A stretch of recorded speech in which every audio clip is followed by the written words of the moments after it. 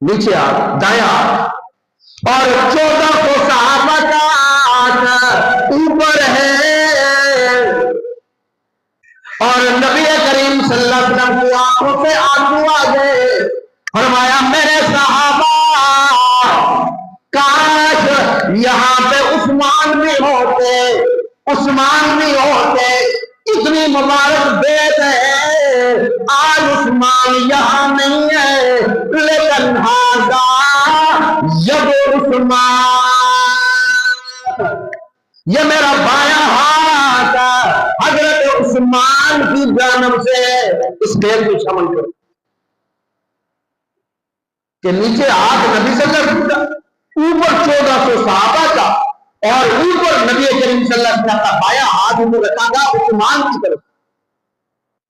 یہ بیت ہو رہی تھی، جبرائیل امین نازل ہوئے اور فرمایا اے اللہ کے نبی صلی اللہ علیہ وسلم ٹھہر جائیے، یہ اتنی مبارک بیت ہے، نیچے ہاتھ آپ کا، اوپر 1400 صحابہ کا، اوپر ہاتھ عثمان کا، اور اللہ فرما رہی ہے ید اللہ علی الجماع، اوپر ہاتھ میں اللہ کریم کا۔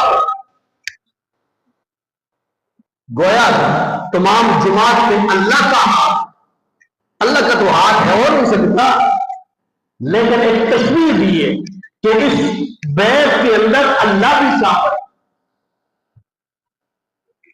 ادھر کافروں کو پتا چلا وہ تو مسلمان مر مٹنے کے لیے تیار ہے، عثمان کے قتل کا بدلہ لینے کے لیے تیار ہو گئے، انہوں نے فوراً عثمان غنی رضی اللہ تعالیٰ کو رہا کر،